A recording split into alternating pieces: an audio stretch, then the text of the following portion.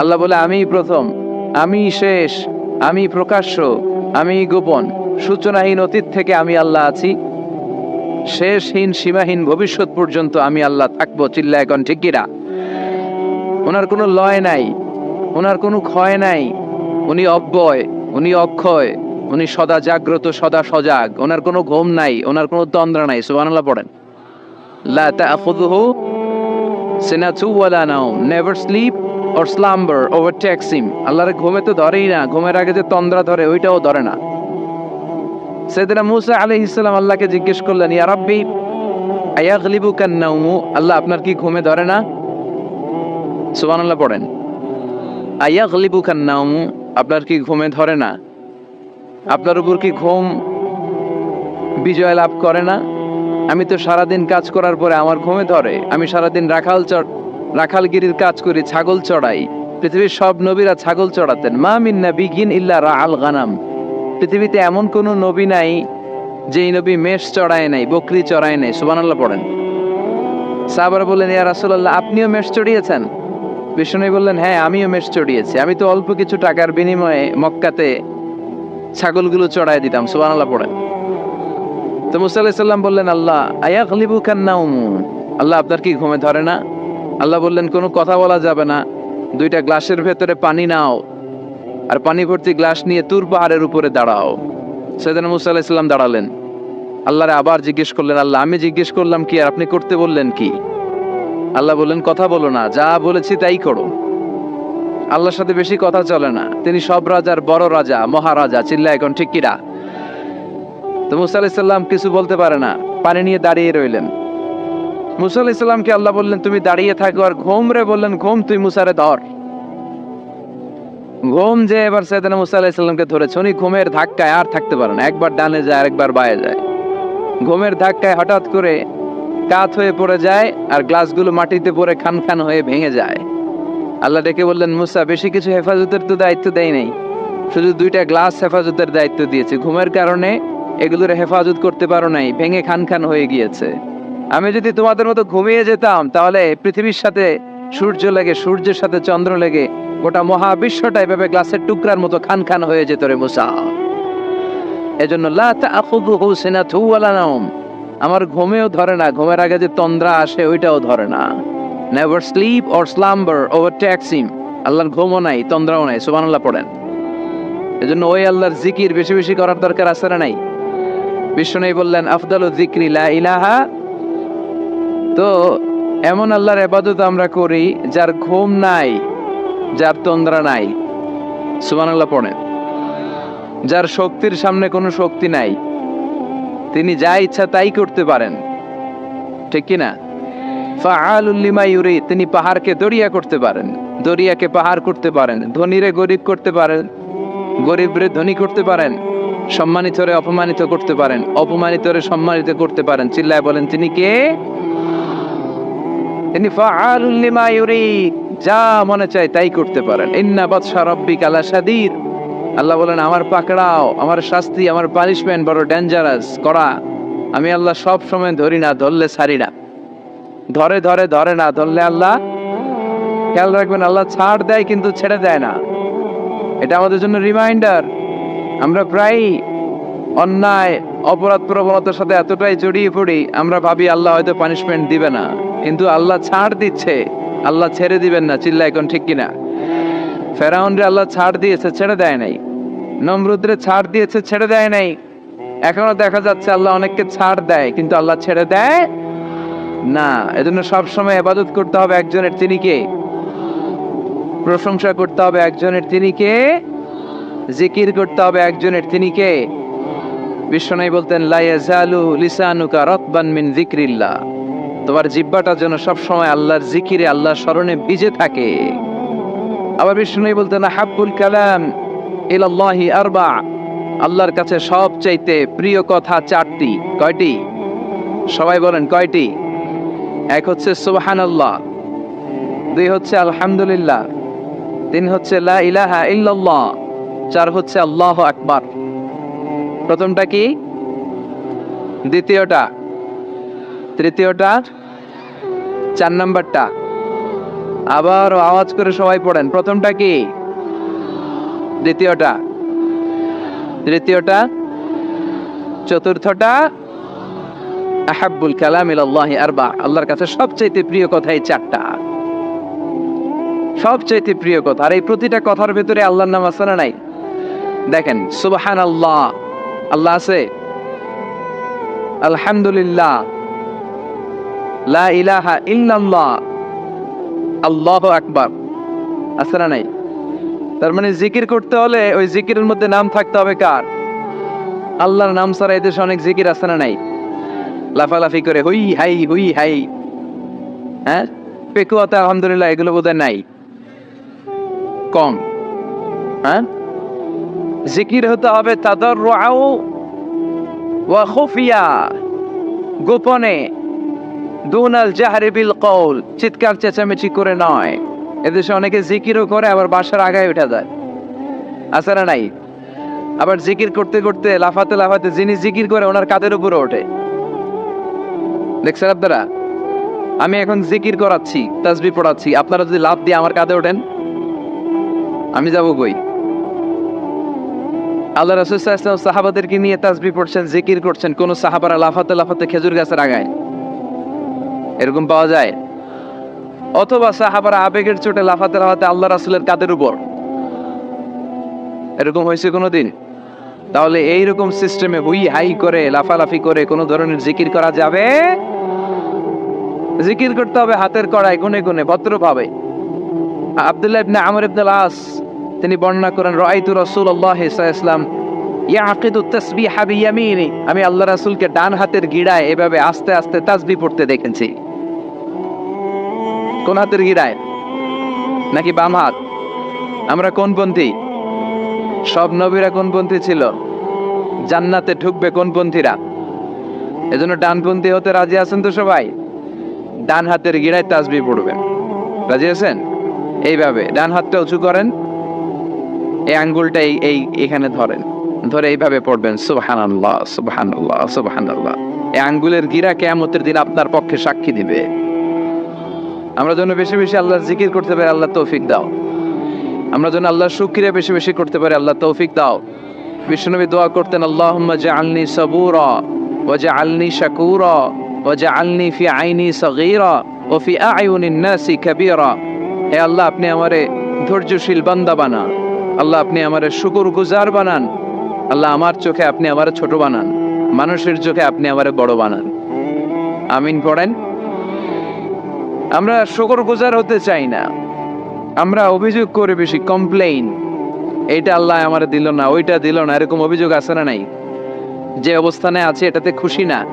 এজন্য বিশ্বনবী বলতেন, উনজুর ইলা মান হুয়া আসফালা মিনকা, তোমার চেয়ে যে খারাপ অবস্থানে আছে তার দিকে তাকাও, তাহলে তোমার ভালো লাগবে। ওয়ালা তানজুর ইলা মান হুয়া আ'লা মিনকা, তোমার চেয়ে যে ভালো পজিশনে আছে ওর দিকে তাকিও না, যে খারাপ অবস্থানে আছে ওর দিকে তাকাও। তুমি তোমার অবস্থানে থেকে খুশি নও, কিন্তু অনেকে আছে তোমার অবস্থানে পৌঁছার জন্য সে লড়াই করে যাচ্ছে আর সংগ্রাম চালিয়ে যাচ্ছে। তোমার জায়গাটাতে পৌঁছা, যেই জায়গায় বসে তুমি আল্লাহর গালি দাও, তোমার ভাল লাগে না, ওই জায়গাটায় আসা বসা অনেকের কাছে স্বপ্ন, অনেকের কাছে স্বপ্ন। শেখ সাদি রাহিমাহুল্লাহ, ওনার একবার আর্থিক দৈন্যতা যাচ্ছিল। ইরানের বিখ্যাত কবি বালাগাল উলা বিকামালিহি এর রচয়িতা, টাকা নাই, পয়সা নাই, পায়ে দেওয়ার মতো জুতা নাই। তো মনে মনে আফসোস, হায়রে আমি এত বড় কবি, আমার পায়ে দেওয়ার মতো জুতা নাই। তো আফসোস করে ঘর থেকে বেরিয়ে দেখে একজন ভিক্ষুক ভিক্ষা করে, তার দুইটা পাই নাই। শেখ সাদির পায়ে জুতা নাই, শেখ সাদির পায়ে কি নাই? আর ভিক্ষুকের কি নাই? পাই নাই। উনি সেজদায় পড়ে গেলেন, আল্লাহরে বললেন, আল্লাহ শুকর, আলহামদুলিল্লাহ, অনেক ভালো আছি, অনেক সুখে আছি। এজন্য আপনার চেয়ে যে খারাপ অবস্থানে আছে ওর দিকে একটু তাকান। ঠিক যে মুহূর্তে আমরা এখন, কি সুন্দর, শীত না গরম না, ওয়েদারটা খুব চমৎকার না? এই পরিবেশে যেই মুহূর্তে আমরা কথা শুনছি, ঠিক এই মুহূর্তে হাসপাতালের বেডে শুয়ে অনেকে মৃত্যুর প্রহর গুনছে। অনেকের ক্যান্সার, যার নেই কোনো অ্যান্সার, তার প্রতিটা সেলের ভিতরে জ্বালা, আমি টাকা চাই, পয়সা চাই, কত কিছু চাই, এটা লাগবে, ওইটা লাগবে, এটা চাই, ওইটা চাই। হাসপাতালের ওই ক্যান্সারের রোগীটা কিচ্ছু চায় না, ও শুধু বাঁচতে চায়। ও কি চায়? ও শুধু বাঁচতে চায়। এজন্য চাহিদার কোনো শেষ নাই। আল কানাআতু মিনাল ইসলাম, অল্পে তুষ্ট থাকার নাম ইসলাম। অল্প খাবো, অল্প পড়বো, অল্প জমাবো, অল্পের ভেতরে বরকত দিয়েছে কে? লা ইয়াস্তাউই আসহাবুন নার ওয়া আসহাবুল জান্নাহ, আসহাবুল জান্নাতি হুমুল ফাইজুন। যারা জান্নাতে যাবে আর যারা জাহান্নামে যাবে তারা কি কখনো সমান হতে পারে? The people of paradise and the people of hellfire, they never be equal ever. The people of paradise and heaven, they gain the ultimate success in life. যারা জান্নাতি তারাই আসল সফলতা অর্জন করেছে, দুনিয়াতেও সফল, আখেরাতেও সফল। চিল্লায় বলেন ঠিক কি না? এখন the decision is yours, সিদ্ধান্ত আপনার যে আপনি কই যাবেন, আপনি কই যেতে চান, জান্নাতে না জাহান্নামে? আল্লাহ আমরা যেন জান্নাতে এরকম একত্রিত হতে পারি, তুমি তৌফিক দাও। আমরা যে বইটা থেকে আজকে কিছু সময় কথা শুনবো, আওয়াজ করে বলেন তো বইটার নাম, আরো জোরে বলেন কি নাম? এই বইয়ে কোনো ভুল আছে, সন্দেহ আছে, সংশয় আছে? এই বইয়ের সাথে সম্পর্ক জোরদার করার দরকার আছে না নাই? এই বইটা কিয়ামতের দিন সুপারিশকারী হবে। বিষ্ণু বলেছেন ইকরাউল কুরআন ফাইন্নাহু ইয়াতি ইয়াউমাল কিয়ামাতি শাফিআন লিআসহাবি। বেশি বেশি কোরআনের তেলাওয়াত করো, কারণ এই কোরআন কিয়ামতের দিন তোমাদের জন্য সুপারিশকারী হবে। কোরআন যদি আপনার পক্ষে আল্লাহর কাছে সুপারিশ করে, আল্লাহ এই সুপারিশ ফেলে দিতে পারবে? পররাষ্ট্রমন্ত্রী যদি মাননীয় প্রধানমন্ত্রীর কাছে কোনো বিষয়ে সুপারিশ করে, রেকমেন্ডেশন করে, মাননীয় প্রধানমন্ত্রী এই সুপারিশকে কি রিজেক্ট করতে পারবে? কথা বলেন। এজন্য কোরআনের সুপারিশ আমরা চাই কি চাই না? এটা এমন একটা কিতাব যে কিতাবে কোনো ভুল নাই। জালিকাল কিতাব লা রাইবা ফি হুদাল লিল মুত্তাকিন। This is the book, the most authentic and original book, reliable book in the world, whereof there is no doubt in it and a guidance to those who are muttaqin. এই বইটা এমন বই যে বইয়ে কোনো ভুল নাই, কোনো সন্দেহ নাই। মুত্তাকিনদের জন্য পথ প্রদর্শনকারী হিসেবে বইটারে নাজিল করেছে কে? এই বইটার যেখান দিয়ে পড়েন হেদায়েত আছে না নাই, রহমত আছে না নাই, বরকত আছে না নাই, শিফা আছে না নাই? এই কিতাব পড়ে অসুস্থ ব্যক্তির গায়ে ফু দিলে সুস্থ করে কে? তার মানে এর মধ্যে শিফা আছে। সুবহানাল্লাহ পড়েন। সূরাতুল ফাতিহারে বলা হয় সূরাতুশ শিফা। সূরাতুল ফাতিহা পড়ে অসুস্থরে ফু দিলে সুস্থ করে কে? বিশ্বাস হয়? হ্যাঁ না একটু সন্দেহ লাগে? যদি সন্দেহ থাকে তাহলে ফু দিলে কাজ হবে? আর বিশ্বাস রেখে যদি ফু দেন ভালো করে দিবে কে? এমন এক কিতাব, এই কিতাব পড়লে সওয়াব, এই কিতাব ধরলে সওয়াব, এই কিতাবের জন্য মরলেও সওয়াব। ঠিক কি না? এমন এক কিতাব আল্লাহ দিলেন। এই কিতাবকে আল্লাহ বললেন নূর, আলো। আলোর সাথে তুলনা করেছেন কিতাবুন আনজালনাহু ইলাইকা লিতুখরিজান NASA Minaj যুলুমাতি ইলান Noor. I've revealed this holy and sacred book unto you, O my beloved last messenger, in order to lead the mankind out of darkness into the light. অন্ধকার থেকে আলোর দিকে নেয়ার জন্য এই কিতাবকে পাঠিয়েছে কে? এই কিতাব পড়লে, এই কিতাব মানলে, বুঝলে, এই কিতাবের বাস্তবায়ন সমাজে ঘটালে সমাজটা আলোকিত হবে। ঠিক কি না? আমরা একটা আলোকিত সমাজ চাই কি চাই না? যে সমাজে এই কিতাব দিয়ে আইন করা হয়, এই কিতাবের আইনে সমাজে আইনটাকে বাস্তবায়ন করা হয়, ওই সমাজে কোনো ধর্ষণ থাকে, কোনো দুর্নীতি থাকে, ওই সমাজটা হয় মদিনার সমাজ, ওই সমাজটা হয় শান্তির সমাজ। এজন্য আমরা যেন কোরআনের সাথে সম্পর্ক বাড়াই, প্রতিদিন যেন কোরআনের তেলাওয়াত করি, একটি করে হলেও কোরআনের আয়াতের বঙ্গানুবাদ যেন আমরা পড়ি। পারা যাবে? সবাই পড়ে ইনশাআল্লাহ। আমি আপনাদের খেদমতে আমার খুতবার শুরুতে সূরাতুল মুজাম্মিল থেকে 4টি আয়াত তেলাওয়াত করেছি। এই সূরাতুল মুজাম্মিল থেকে কিছু কথা আজকে আমরা শুনবো ইনশাআল্লাহ। পড়েন। আমি সবসময় তাফসির মাহফিলগুলোর ক্লাসের মতো মনে করি। Class, I consider this tafsir program as a class. I consider myself as a teacher and all the sitting audience as a student of the Holy Quran. আমি মনে করি যে আমি কোরআনের শিক্ষক, আর যারা শুনছে তারা আমাদের ছাত্র। আমার আগে যিনি এখানে কথা বলছিলেন তিনি ছিলেন আমাদের শিক্ষক। এখন আমি একটু করে বসার সুযোগ পাইছি, আমি হয়ে গেছি শিক্ষক, আর আমরা সবাই কোরআনের ছাত্র। খুশি না বেজার? সূরাতুল মুজাম্মিল এটা কোরআনের 29তম পারার একটা সূরা। কততম পারার? এই সূরার আয়াত সংখ্যা 20। আয়াত সংখ্যা কত? এই সূরাটি মাক্কি সূরা। কি সূরা? আচ্ছা, এবার আমি প্রশ্ন করি, আপনারা উত্তর করেন। সূরাতুল মুজাম্মিল কত পারার সূরা? আয়াত সংখ্যা? সূরাটি মাদানী। হ্যাঁ, মাক্কি সূরা। আলহামদুলিল্লাহ পড়েন। এই সূরাটি আল্লাহ তাআলা বিশ্বনবীর নামে ডেডিকেট করেছেন। তার নামে বিশ্বনবীর অনেকগুলো সুন্দর সুন্দর নাম আছে। শুধু মুহাম্মদ সাল্লাল্লাহু আলাইহি ওয়াসাল্লাম এটাই ওনার নাম নয়, এটা ছাড়াও ওনার অনেক নাম আছে। ওনার একটা নাম আছে আহমদ। কি নাম? ইয়াতি মিন বাদি ইসমুহু আহমদ। মুহাম্মদ ওনার নাম, আহমদ ওনার নাম, তাহা ওনার নাম, মুজাম্মিল এটা ওনার একটা নাম, মুদ্দাসসির এটা ওনার একটা নাম, আবুল কাসিম এটা ওনার একটা নাম, কুনিয়াত। তো বিশ্বনবীর নামে এই সূরাটাকে ডেডিকেট করেছে কে? বিশ্বনবীকে আল্লাহ তাআলা এই সূরার ভেতরে অনেকগুলো ইনস্ট্রাকশন, গাইডলাইন দিয়েছে, পথ নির্দেশিকা। এগুলো আমাদের জীবনেও কাজে লাগবে, ঠিক কিনা? তো এই আল মুজাম্মিল বিশ্বনবীর নামে ডেডিকেট করা একটি সূরা। আবার এই নামে আমাদেরও অনেকের নাম পাওয়া যায়, আছে না নাই? এখানে মুজাম্মিল ভাই কে কে আছে দেখি? মুজাম্মিল কেউ আছে মুজাম্মিল নামে? আছে তো, মাশাআল্লাহ। আল্লাহ মুজাম্মিল ভাইদেরকেও তুমি কবুল করো। তো এই সূরার একটা কেন্দ্রীয় আলোচক বিষয় আছে, central subject matter, central theme of the Surah Al Muzzammil. এই পুরো 20টা আয়াতে আল্লাহ কি বোঝাতে চাইলেন, আগে সংক্ষেপে এটা আমি বলি। এই পুরো সূরার ভেতরে কেন্দ্রীয় যে আলোচ্য বিষয়টা আল্লাহ আমাদেরকে জানাতে চাইলেন সেটা হচ্ছে আমাদেরকে যে কোনো কাজে নামার আগে নিজেকে প্রস্তুত করে নিতে হবে। বুঝতে পেরেছেন?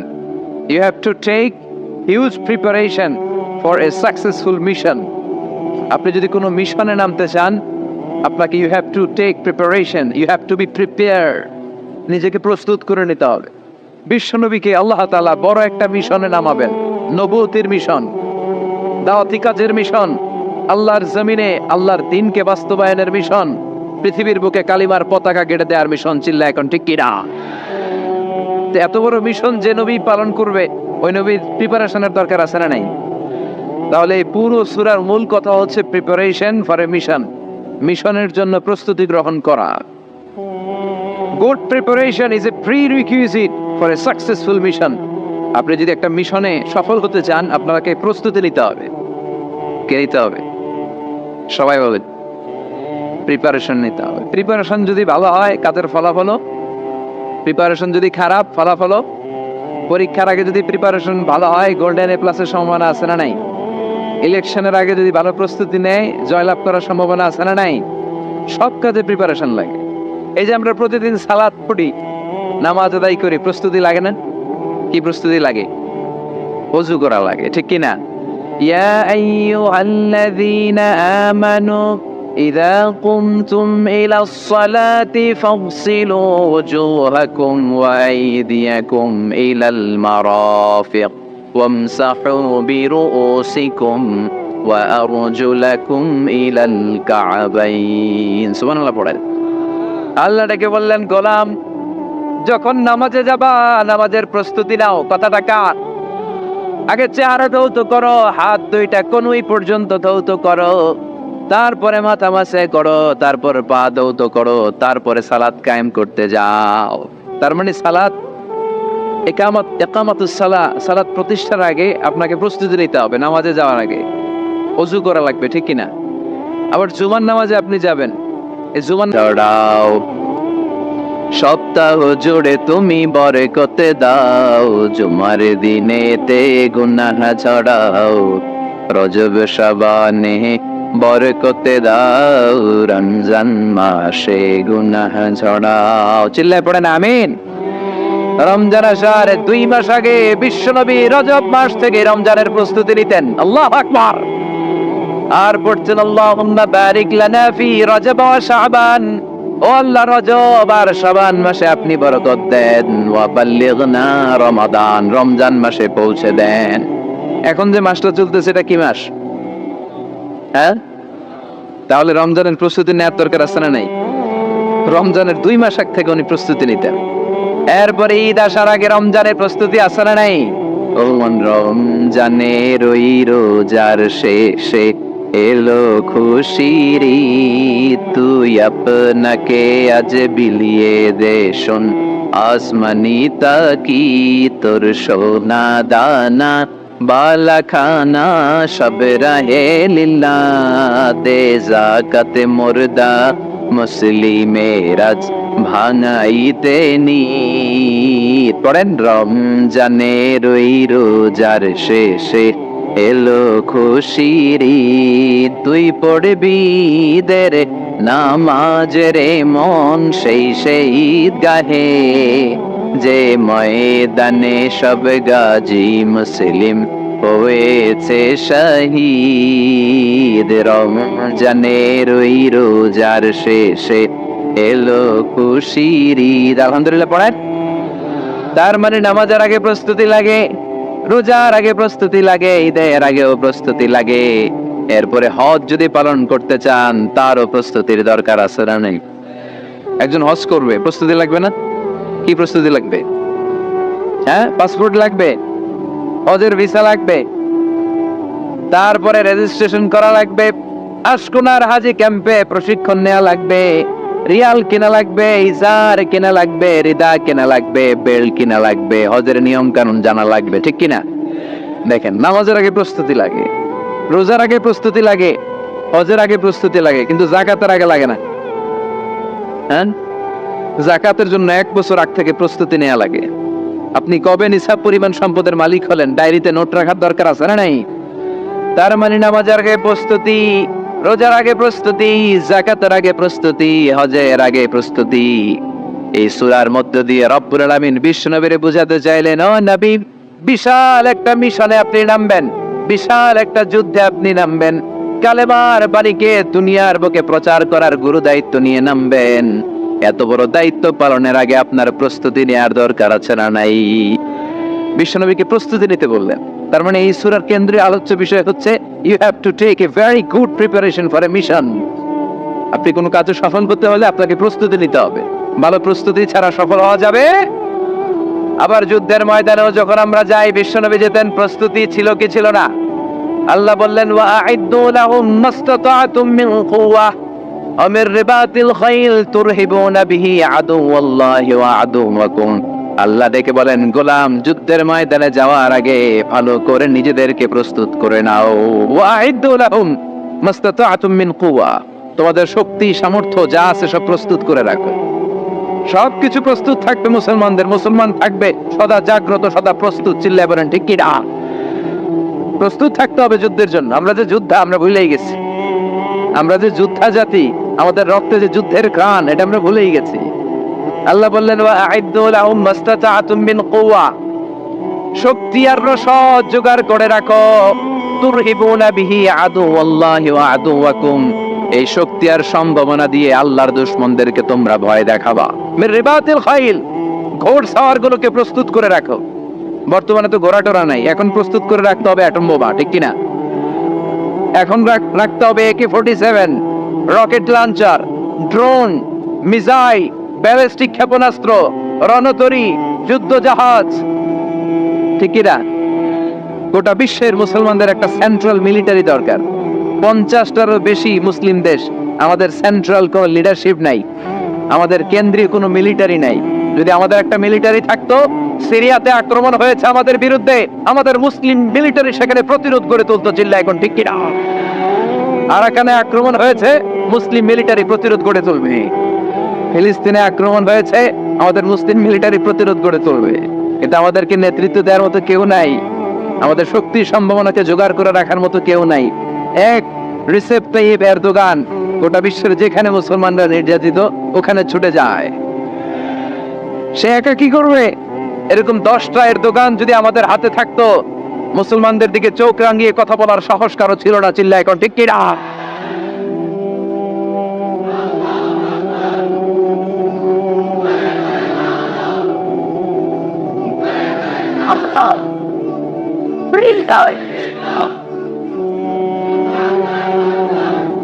وأعدوا لهم ما استطعتم من قوة ও নবী, শক্তি সম্ভাবনা সবকিছু জোগাড় করে রাখেন, মুসলমান থাকবে সদা প্রস্তুত, সদা সজাগ। মুসলমানদের বসে থাকার সময় নাই, ঠিক কি না? তার মানে এই পুরো সূরাতুল মুজাম্মিলে আল্লাহ তাআলা যে সেন্ট্রাল মেসেজটা বিশ্বনবীকে দিতে চাইলেন সেটা হচ্ছে, নবী প্রস্তুতি নেন, লড়াইয়ের প্রস্তুতি, যুদ্ধের প্রস্তুতি, মিশনে নামার প্রস্তুতি। সুবহানাল্লাহ পড়েন। তাহলে is the Superman of the world. স্বামী হিসেবে, নেতা হিসেবে, বাবা হিসেবে, সমাজ সংস্কারক হিসেবে, আইন প্রণেতা হিসেবে, দার্শনিক হিসেবে, নবী হিসেবে মুহাম্মদ সাল্লাল্লাহু আলাইহি ওয়াসাল্লাম হচ্ছে গোটা বিশ্বের একজন সুপারম্যান। উনি শেষ নবী, ওনার পরে কোনো নবী আছে? লা নাবিয়্যা বা'দি ওয়ালা রাসূলা। বিষ্ণু বলতেন আমার পরে কোনো নবী নাই, কোনো রাসূল নাই। সাইয়েদনা আদম থেকে নবী আসার যত ধারাবাহিকতা, পুরা চেইনটাকে আল্লাহ তাআলা আমাকে পাঠানোর মাধ্যমে কেটে দিয়েছেন। চিল্লায় এখন ঠিক কি না? এজন্য বিষ্ণু বলছেন লা নাবিয়্যা বা'দি ওয়ালা রাসূলা, আমার পরে কোনো নবী নাই, কোনো রাসূল নাই। তবে লাউ কানা বা'দি নাবিয়্যুন লাকানা উমর, আমার পরে যদি নবী হওয়ার যোগ্যতা কারো থাকে, আমার ওমরের সেই যোগ্যতা আছে, ঠিক কি না?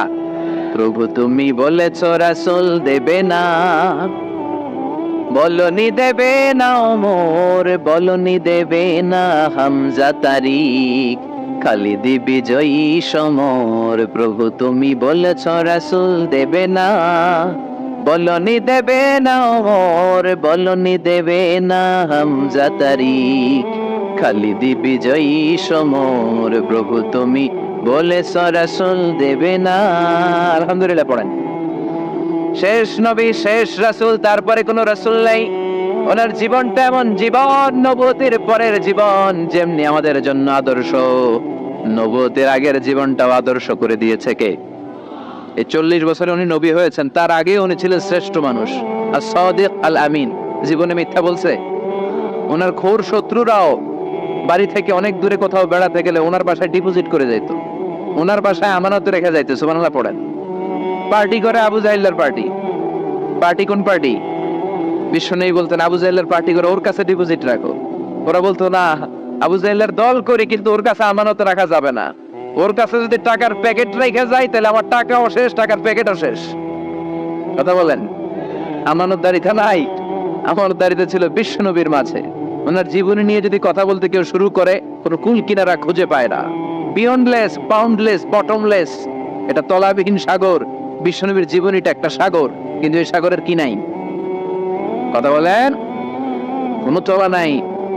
এমন নবীকে আমরা পেয়েছি। ওনার আগের জীবনটাও আদর্শ। ছোটবেলা থেকে লাজুক ছিলেন। হালিমাতুস সাদিয়া বিশ্বনবীর দুধমা, উনি বলেন 5 বছর এই কুরাইশি মুহাম্মদকে আমি লালন পালন করেছি, একদিনও ছেলেটারে কাঁদতে দেখি নাই। ক্ষুধা লাগলেও কাঁদে না, ব্যথা পেলেও কাঁদে না। কিন্তু লজ্জাস্থানের জায়গা থেকে এই শিশু মুহাম্মদের কাপড়টা একটু সরে গেলে ছোট্ট মুহাম্মদ চিৎকার দিয়ে ওঠে। কি নবী ছিলেন! 15 বছর বয়সে হালাফুল ফুদুল একটা সংগঠন করেছে।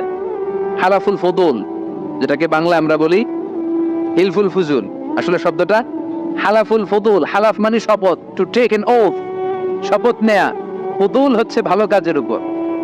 উনি হাতে হাত রেখে যুবকদেরকে নিয়ে মক্কা আইন করলেন। মক্কার জমিনে কোনো দুর্বলের উপর, মাজলুমের উপর কোনো জালিমের অত্যাচার চলতে দেয়া যাবে না।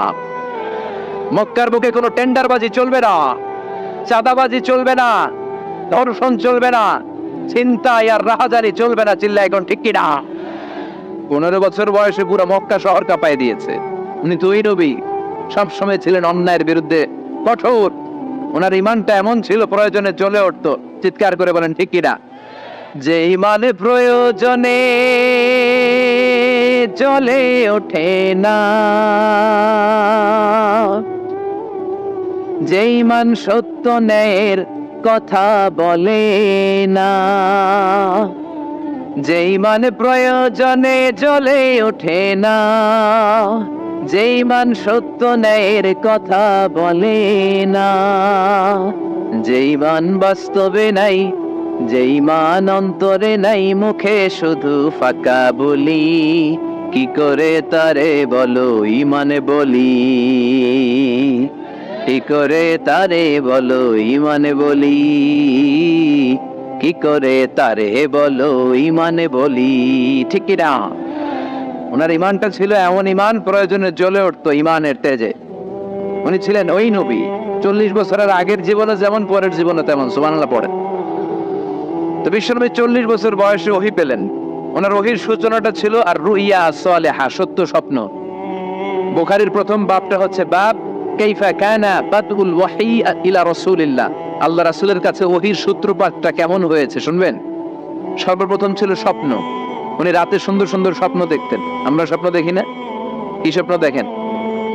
মারামারি, হরতাল, হ্যাঁ, টাকা। আর কি দেখো তোমরা? জিহাদি। তো বিশ্বনবী স্বপ্ন দেখতেন আর রুইয়া as-সালেহা, সত্য সুন্দর স্বপ্ন। আর রাতের বেলা বিশ্বনবী যাই স্বপ্নে দেখতেন, দিবালোকের আলোর ন্যায় সকালে এটা সুস্পষ্ট হয়ে যেত। চিল্লা এখন সুবহানাল্লাহ। কারণ নবীদের স্বপ্নটা ওহী। নবীদের স্বপ্নটা কি? নবীদের স্বপ্ন যদি ওহী না হতো, তাহলে একটা স্বপ্নের উপর ভিত্তি করে সাইয়েদনা ইব্রাহিম আলাইহিস সালাম ছেলের গলায় ঝুড়ি চালাতেন না। এটা ওহী ছিল, এটা আল্লাহর পক্ষ থেকে স্পেশাল অর্ডার ছিল। চিল্লায় বলেন ঠিক কি না? তার মানে বিশ্বনবীর জীবনে প্রথম ওহীর সূত্রপাত হয়েছে স্বপ্ন দিয়ে। তারপরে বিশ্বনবীর কাছে নিঃসঙ্গতা, নির্জনতাকে প্রিয় করে দিল কে? বিশ্বনবীর মানুষের সাথে তখন কথা বলতে ভাল লাগে না, একা একা থাকতে ভাল লাগে, একা একা ইবাদত করতে ভাল লাগে। বিশ্বনবী হেরা পাহাড়ে চলে গেলেন। কোথায়? মক্কা থেকে উত্তর দিকে 634 মিটার উঁচু ওই পাহাড়ে যে আত্তাআবুদাল লায়ালি, রাত্রিবেলা তিনি ধ্যান করতেন, মেডিটেশন করতেন, চোখ বন্ধ করে স্রষ্টার অস্তিত্বকে খুঁজতেন। খুঁজতে খুঁজতে খুঁজতে